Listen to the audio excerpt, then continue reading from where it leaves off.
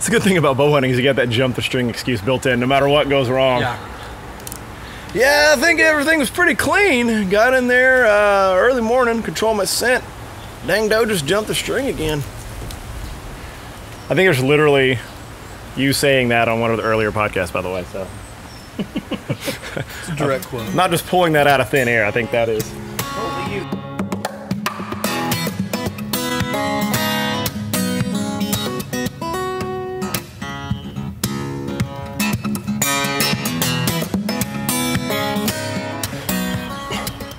Welcome to the Camo and Hooks podcast. This is Mike. And this is Luke. We're in Luke's backyard in his new digs in Round Rock, Texas. I came check out the house today. Already broke in the bathroom for you. Thank you. You're very welcome. It's done been broken in. It's more broken than broken in. You're going to need a plunger, FYI. Fantastic. High quality plunger. But yeah, Luke's got a new house pretty near me here in old Round Rock. So we decided to... What's the word here when you smash the champagne bottle on the boat? What is it? Christening? Christening. We're christening the new home with a session of shooting our bows in his backyard at about 20 yards. So we're going to shoot and talk. That's pretty much all that's going to happen today. Sounds like fun. So y'all all moved in, right? Yeah. Everything's out of boxes and stuff. I was marveling at that, how quickly you got everything out of boxes. Let's see how off mine is. I think we're not quite 20 yards, so we're both high. Yeah. I think if you're using your 20-yard pin, just have to adjust a little bit. Yeah. I mean, it was in the neighborhood. And it didn't fly through the fence and kill anybody on the other side. Good. So, all in all, I'd say that's a win. Or more apropos, it stayed in the backyard and it's not in the neighborhood. Correct.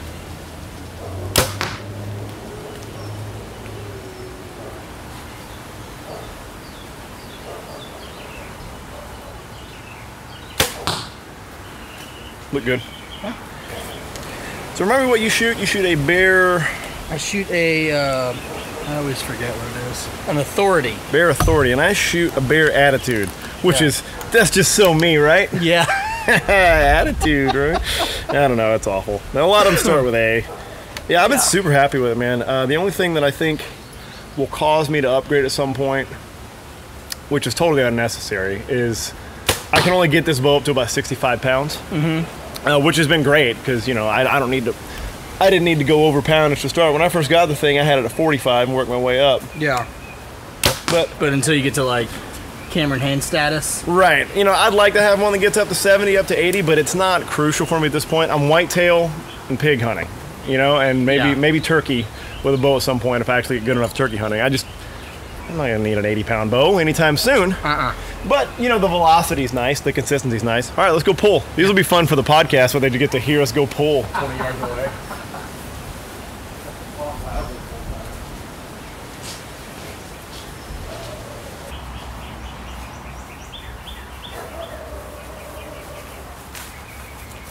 So I'd say groupings are pretty good for both of us here. You're a little high and right, so Luke's probably gonna dial his sight a little bit. Yep. I was pretty much on. Grouping was a little bigger than I'd like it. I don't know, 19, 20. But, speaking of Cam Hanes, he had a great thing I learned from watching his videos was I'm see if I can get this right. Basically, every 10 yards he goes out from 20 yards on, he tries to make sure that his groupings don't expand more than an inch every 10 yards. Oh, okay. I think it's a really, it's a good rule of thumb way of looking at, is the distance causing you to get way...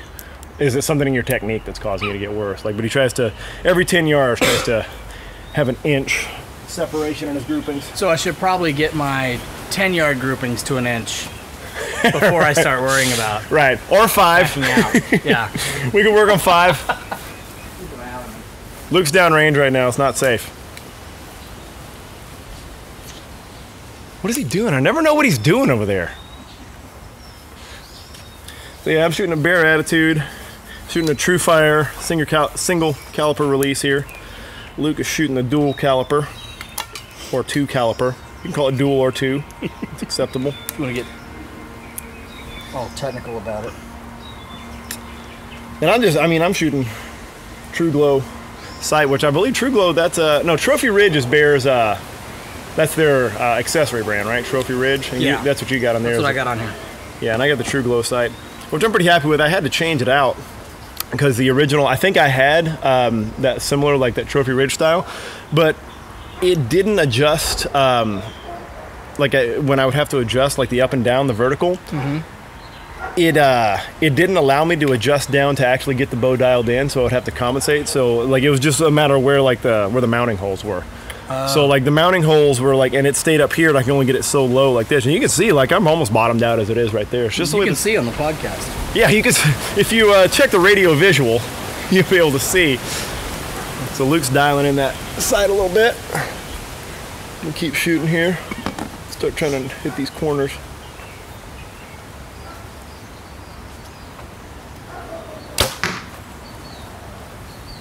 Still shooting a little high. I'll get the mud off this before I shoot it. Yeah, the pop of the string will take care of that mud. You're good. Is that how that works? Physics. All right, everybody be quiet. Luke's at full draw right now. Yeah, because that's what's going to do it. Right. If you're planning to call in right now, don't do that. 1-800 camo hook. This would be CAMOHUK. HUK, yeah.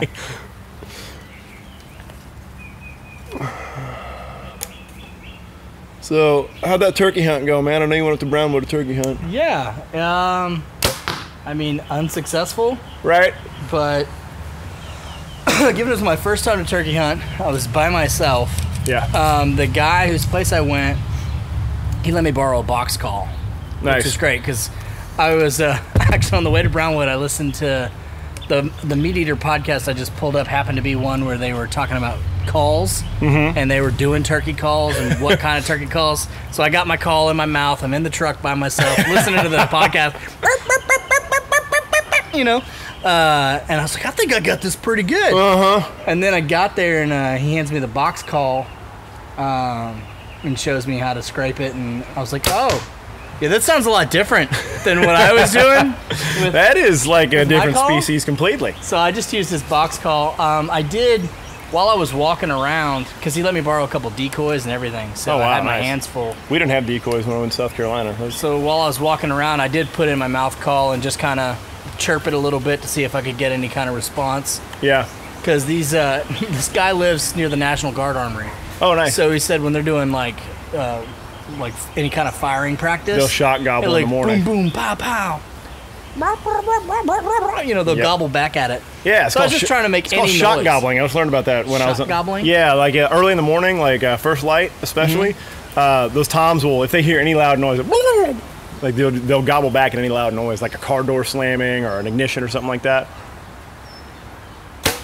Yeah, nice. Yeah, he had this cool, he had this hoot call that just made kind of a generic bird hooting sound. And that kind of helped us locate where they were initially. Right. And so I just kind of kept going in that direction. I found a place to post up kind of in some brush and set the decoys out in the opening. And I sat there for probably an hour just chirping back at gobblers. Just cutting at them. That was really cool. Yeah, it's fun, right? Because I could hear them getting louder and louder, and like, you know, my heart starts beating. Oh, here it comes. Right. And then the gobbling would get softer and softer. Like, oh, they're going the other way. Turning went the other way. They found a hotter sounding hen than me. They did, yeah. So I tried a few different locations. Just, you know, walking around, working the box call, figuring out. It was fun to try to think about, you know, where can I be that I can't be seen? Sure. Where could I ambush them? You know, where do I think they're going to come from based on the sounds? So it was a pretty good learning experience. I don't think I spent enough time in any one spot. Just kind of get antsy, you know? Yeah, there's like a pace that I've noticed that I noticed in my one hunt, but like talking to a more experienced hunter was like you really want to spend more time on those early spots. And then as the day starts going, as you get closer to lunchtime, really, you have to get a little more desperate and try to find spots. Yeah, I did find a tree stand at one point that wasn't super high and had a good opening. And I thought, that's a nice spot. So I was up in that, kind of calling and looking on my phone. Yeah. For, you know, just any advice, Central Texas turkey hunting. You right. know? And I noticed probably about 9:30, the gobbling stopped. They're hand up by that point. And that's what they said. They're like, the gobbling will stop, now the hunting starts. You know, so I only had a half a day to be out there, so I ended up having to take off. But I mean, I had a blast, and the guy was like, "Anytime you want to come back out, I'll be back." Well, he's got dove, quail, turkey, and 2 protein feeders and a couple of corn feeders. So he surely has deer. Sounds like a new best friend. Absolutely, a new best friend indeed. Nice. Yeah, so Luke's going to go ahead and shoot, but I also had a turkey hunting trip. I did that South Carolina trip with my son, and unsuccessful, of course, but we went out with a real experienced hunter. Unsuccessful, of course. Right, of course. That's just what the listeners have come to expect. But that's what our catering company used to be called. Of course. Oh, man. You know that I was looking at my Facebook the other day, and I still have that Facebook page. It's inactive, but I still have it. I was like, how did I delete this? I don't need this in my life anymore. I like the reminders to look at those children running a catering company. Oh, yes. Yeah, we were so young. I think we were like 30, man. not that childish. But yeah, it was unsuccessful, but we went out with our buddy Devin, and you can find him on Instagram at Geek of the South. He is a very experienced hunter, South Carolina native. And you want to talk about calling, man. That, listening to him cut and listening to him, he even gobbled at one point and fooled me. Nice. He was sitting 10 feet from me, and he fooled me with a gobble. Like, that discouraged me from wanting to do any calling out there at all. Was he using a call for the gobble? He was using a mouth call. Okay. And he stuck it in his mouth and like shook his cheeks, like shook his head, and so he was using a plate call. He was scratching to get to most of the other stuff, but for some of the calls he'd use a mouth call. But he was super experienced, and he had a spot set up, and he knew where there were 2 that he'd been kind of sitting on for a while and scouting out. We were a little late getting to the land because we camped. My son, our friend Aaron, and I, we camped at a state park that was just down the road. We did not take note of the fact that state parks close the gates overnight and don't open until 7 in the morning. So we were hard locked to be in. Out there by sunup. A little tough. So we had to pull it to the gate, have Devin come. He didn't sleep there, thankfully. Like, he pulled up. We transferred all of our gear over to his truck, went and parked Aaron's car, all cramped into the front of just a bench seat on an old pickup truck. Like, son sitting on my lap, Aaron, all 260 pounds of him, is crammed right in the middle of the gear shift. And so we get out there. It's a little late. We missed first light a little bit, so we're humping it down to get to that one spot where these 2 were. And he's got a plan and everything. And as we're walking down, of course, up in the trees, there's one up in the roof still. And so you can see in his face, he's like, damn it.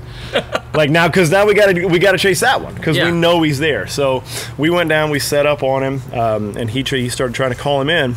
I think he'd already gotten henned up, but we just missed him. Yeah. But that was the point at which he kind of did a last ditch gobble on him, and 10 feet away he did that gobble, and I looked behind us because I thought, oh, it's back there. It's coming up behind us. And then I looked over at everyone else. I was like, oh, I'm the idiot here. Yeah. I'm the moron. I'm the guy that got fooled by that. Let's go pull real quick. Yeah.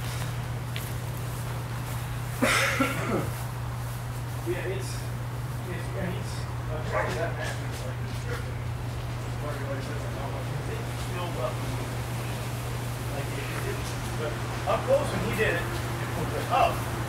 that's like a big sound. But yeah, so we didn't get anything out of that one. We set up down in the marsh for a little while.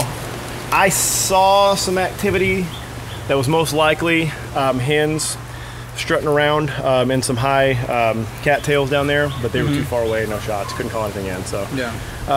But it was good, man. My son was out there with us. He learned a ton. He apparently had been researching turkeys and not telling us. Fantastic. Yeah, and so he said something to me at one point. We were up on a ridge. It was kind of our last stand. We went up high so he could start calling and try to get it to amplify out into the land on the lease we were on. And they were saying something about, Devin was talking about turkey behavior, and he's a real student of it. Like, he gave us a bunch of reading recommendations and everything like that. There's one book that I actually recommend to you and anybody listening is, I think he called it My Life as a Turkey. And it's about a guy that raised a group of turkeys from hatchlings and like learn their behavior and stuff, and like it's really fascinating stuff. But so we were up there, he was talking turkey behavior, something like that, and then my son just kind of says, like, because I figured like my son dabbles in some like, you know, wildlife biology and stuff like that, because we talk about it all the time, but you know, he's not like reading things on his own. And he says something like, Devin says something about, you know, the big toms, the gobblers, and he says like, and my son just kind of chimes in. He's like, yeah, and then like, so there'll be one like boss turkey that kind of tells like another turkey what to do, and they'll like be the boss one. And I'm thinking he's thinking about other animals like bucks or something that have like a dominance hierarchy or group of does. And I'm like, well, it's not exactly like that with birds. And Devin's like, no, he's right. Like, what? So apparently they're in mating season. They pair up. An older dominant gobbler will have a Jake with him. And that'll be like his little serving boy, basically. Like that, it'll be a dominant and submissive relationship. So if they hear a female, if they hear a hen, he'll send that Jake in to go investigate. The Jake will go investigate, won't hen up with him or anything like that. But then the gobbler will stroll in and then show his fan and everything, and then he'll mate with the hen. But I didn't realize this, and my son had apparently just been at school, like probably just Googling or whatever search they use at school, like just like turkey stuff, and he kept popping off things like that. I was like, wait, why didn't you tell me you were doing this? Yeah. It's completely his style. So also, why aren't you forwarding these articles, Evan? Right. Help Daddy out. Yeah, it was a good time having him out there, man. I mean, again, you know, we're still in the first turkey hunt, just like you. We're in the unsuccessful hunt phase here, but right. God, that was worth every bit of education we got out there from that. Just being out there with an experienced hunter is a way different deal. Let's pop some shots off here. Left.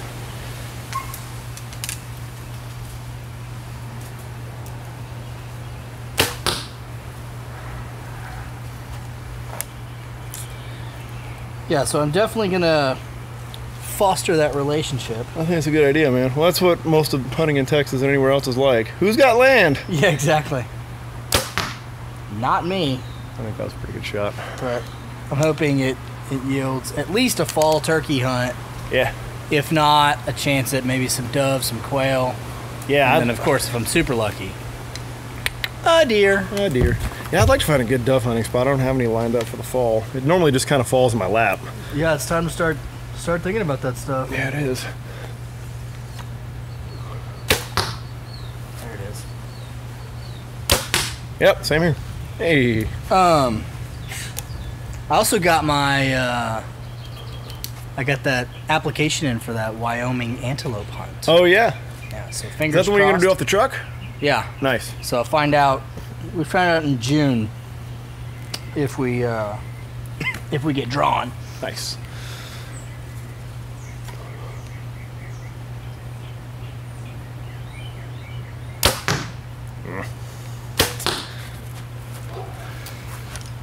Well, I can't point to anything consistent that's happening with about half my shots, so it's probably not the equipment. It's probably me. I haven't been shooting near enough, so I'm just trying to get some mechanics in. Well, you've been, I mean, most of your hunting, I mean, you're turkey hunting with a shotgun, so, yeah, you know, no need to be a little, let's go pull. No need to be fresh on the boat just yet.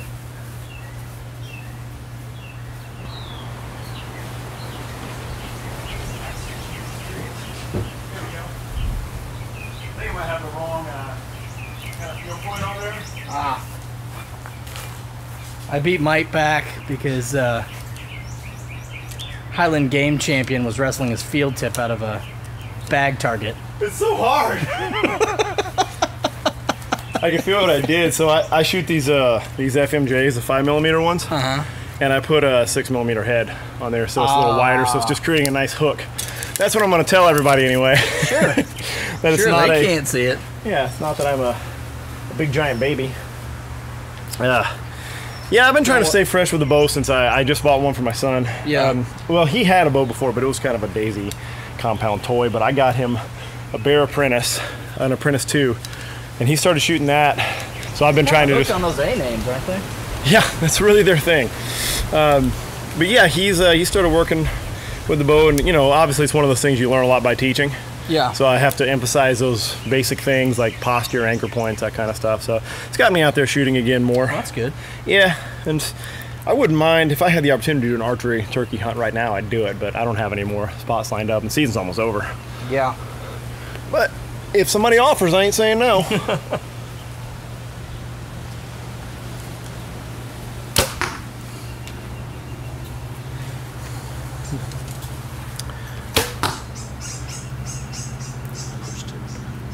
Go to the right. So I'm supposed to go hog hunting on the 26th, but I think it's going to fall through as a private land hog hunt. That's a Memorial Day weekend. Yeah. But I think I'm just going to substitute it with going out to Granger Lake again. There you go. We might just camp the night. We scouted that place one time up by a little water inlet. Nice shot. Okay. By a little water inlet called Sorefinger up there. That's where I told you we saw all that sign. Yeah. We saw a bunch of wallows, a bunch of hog sign, a bunch of, and Wallers. Waller, sorry. Yeah. Sorry, this show's international now, so I'm trying to do a standard English pronunciation. So some guy over in Norway doesn't have to Google Waller. Was ist this? That's German, by the way. That's not Norwegian, but I can't really do a Norwegian. It could be Austrian. Could be, you're right. But yeah, we saw a ton of sign out there, and that's where we saw like that, that big 8-point just staring at us like we were assholes. Yeah. Like, oh yeah, you can't get me right now. Just hanging out by an RV. Yeah, so we might go out there again, hit that same spot we scouted.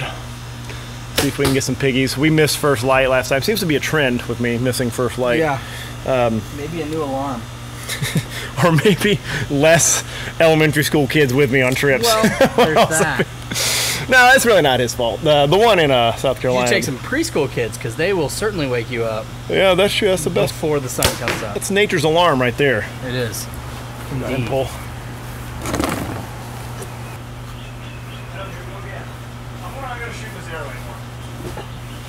You took the same arrow back? Yeah.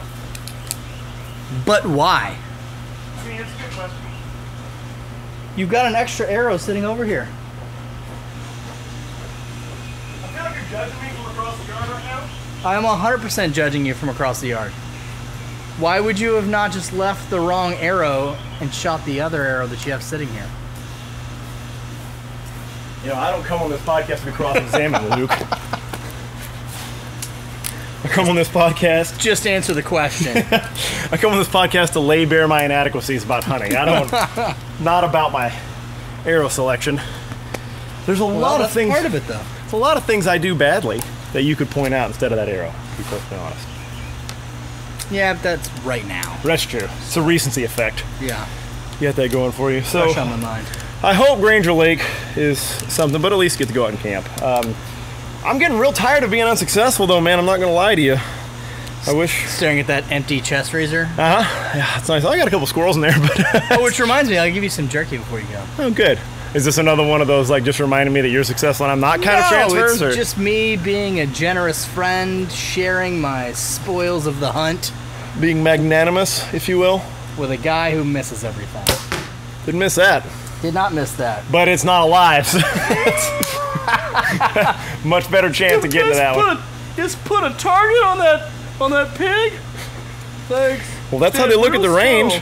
They got like a weird oval with some numbers on it. Why can't I get one of those out there in the wild? Is there nobody in the conservation system that can start painting targets on? Shot me a 14-point bullseye. Pretty good.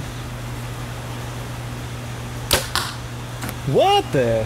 Oh, that just flipped out to the left. It hit.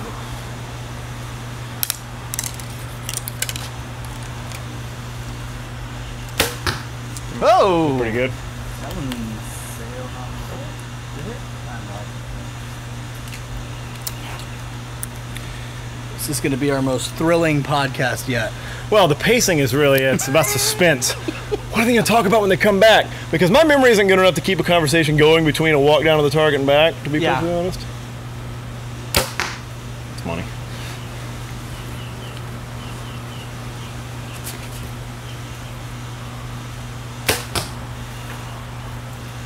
Well, let's see if my trend of progressively worse gets progressively worse.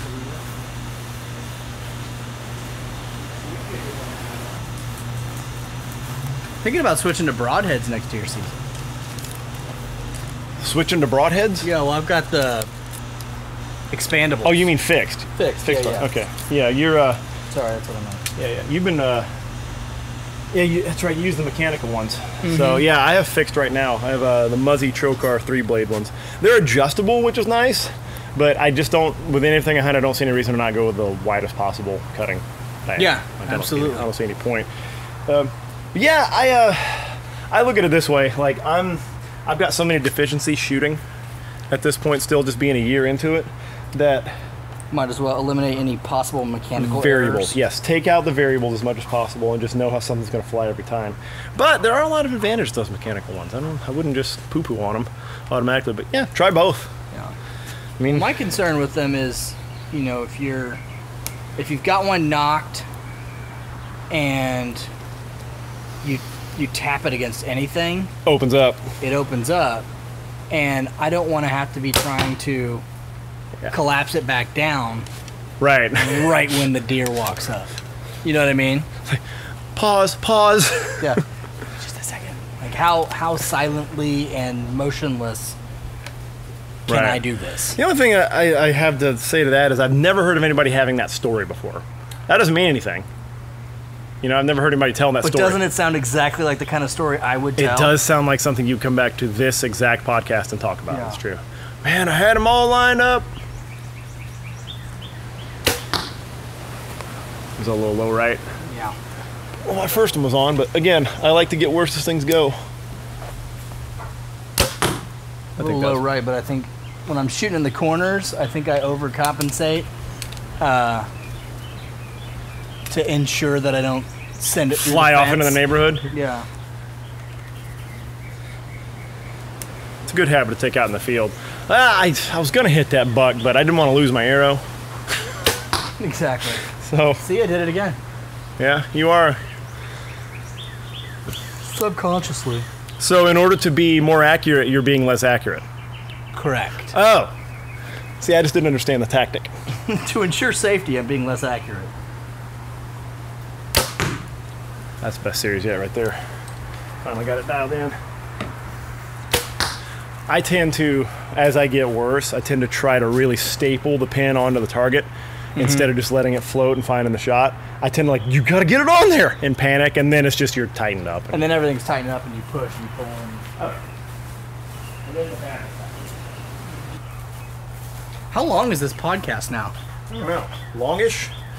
I mean, I can cut out we're at 30 minutes. I can go and cut out the pulls, but I don't know.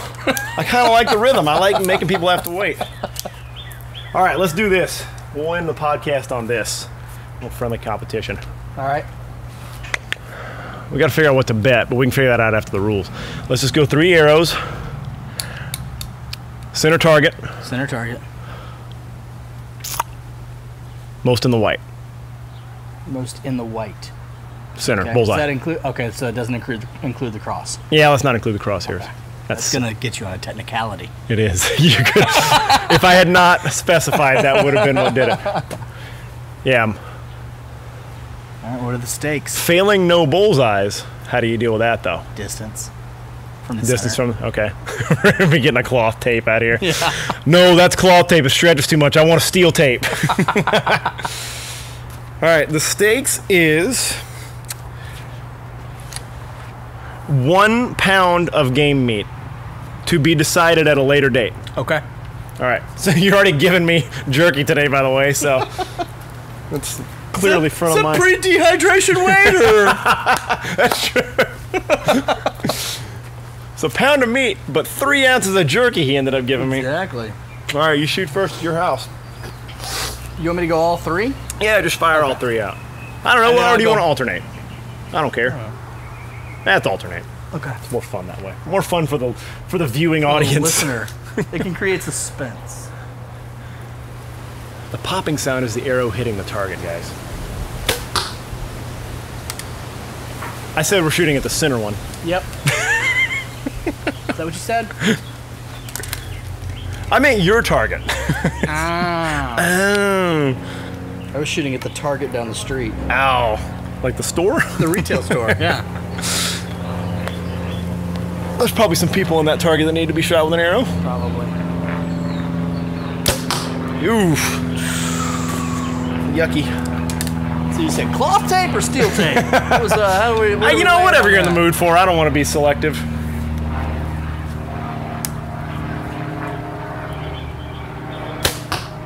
Looks a little better.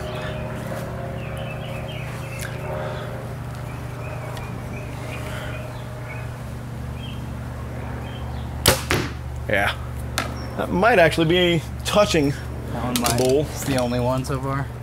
Yowzers. Yikes.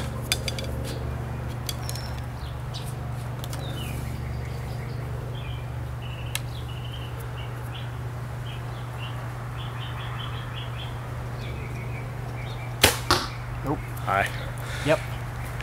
Knew it. You know, the best part about the steaks that we've come up with here, which they are actually steaks if you're looking at it that way, S-T-E-A-K-S. Right. The steaks are steaks. Is that it really shows that how much we don't have our freezers filled. Well, you do, I guess, but how much I don't. That I'm like a whole pound. Like, whoa, 1 pound, wow, like 2 sausages, amazing. Yeah, I think you got it right there. might have got it though, but it didn't hit the bowl. Let's go take a look. Here, we're taking the microphone with us on this one. Fantastic. The microphone's gonna travel here. That is just some overall mediocre shooting there. We got it surrounded. I'm glad I called that technicality because you would have had it on the technicality. On the white? Yeah. Oh, but you have the closest. For sure. Yeah. All right. Even cumulative, yeah. I'll take my pound. I'm not gonna snap a picture of this though. No. We're not keeping this for posterity. No, especially not when it was the one that counted. Yeah, 20 yards, no bowl. Oh, that's great shooting, guys. But they're all within, I think, margin of error Oh yeah. on a deer They're all at 20 yards Yeah. with a broadhead. I'd say 2 out of the 3 of each of ours is good enough to kill a turkey. Agreed. But, who knows? But I mean, we could say whatever we want. Sure, that's why we have audio. No video. All right. Well, that wraps up this podcast, and that wraps up the thrill of competition. A thrilling competition between Luke and I. Absolutely. 1 pound of game meat. I guess I'll just claim my pound of game meat today. Probably. And just, you were going to give it to me anyway. Man, really bad at being competitive, I guess. Yeah. What are you going to do? All right, we'll talk to you next time, guys. Bye.